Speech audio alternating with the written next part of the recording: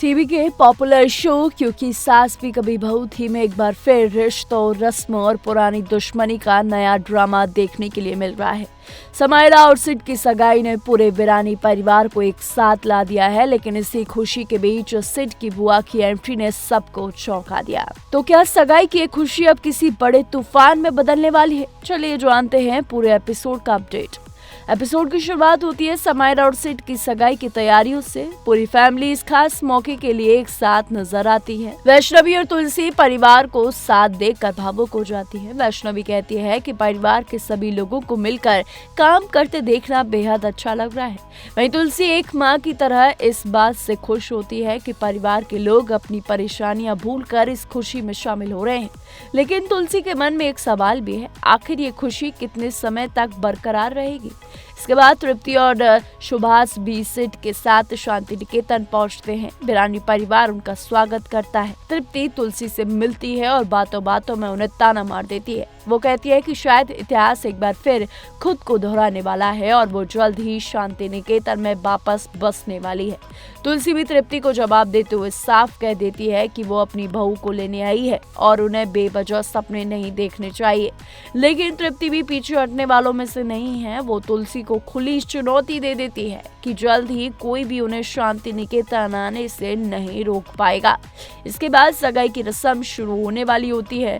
पूरा परिवार अंगूठी बदलने के लिए एक साथ आता है। तभी अचानक दरवाजे पर एक महिला सूटकेस लेकर पहुंचती है और सबको रुकने के लिए कहती है। उनकी एंट्री से सबसे ज्यादा हैरान तृप्ति रह जाती है। ये कोई और नहीं बल्कि सिड की बुआ दादी बाई हैं। दादी भाई तृप्ति और सुभाष को सगाई के बारे में जानकारी नहीं देने के लिए ताना देती है, लेकिन इसके बाद वो तुलसी का शुक्रिया अदा करती है क्योंकि तुलसी ने उन्हें आखिरी वक्त पर इस खास मौके के बारे में बताया था। दरअसल फ्लैशबैक में पता चलता है कि तुलसी ने समायरा से सिड के परिवार के बड़े बुजुर्गों के बारे में पूछा था। तब समायरा ने बताया था कि सिड की बुआ कोलकाता में रहती हैं और काफी सख्त मिजाज है, साथ ही उनकी तृप्ति से बिल्कुल नहीं बनती। बस फिर क्या था, तुलसी ने उन्हें ढूंढकर सगाई में बुला लिया। तृप्ति तुलसी पर परिवार में दरार पैदा करने का आरोप लगाती है, लेकिन तुलसी बड़ी ही समझदारी से जवाब देती है और वो सिर्फ चाहती थी कि परिवार का कोई बड़ा सदस्य इस रिश्ते को आशीर्वाद दे। इसके बाद रस्मों को लेकर भी नया ट्विस्ट देखने के लिए मिलता है। तृप्ति कहती है कि सिड बंगाली बैकग्राउंड से है, इसलिए सगाई की रस्में बंगाली रीति रिवाज से होनी चाहिए। वहीं तुलसी समायरा की गुजराती जड़ों का सम्मान करते हुए बात कहती है।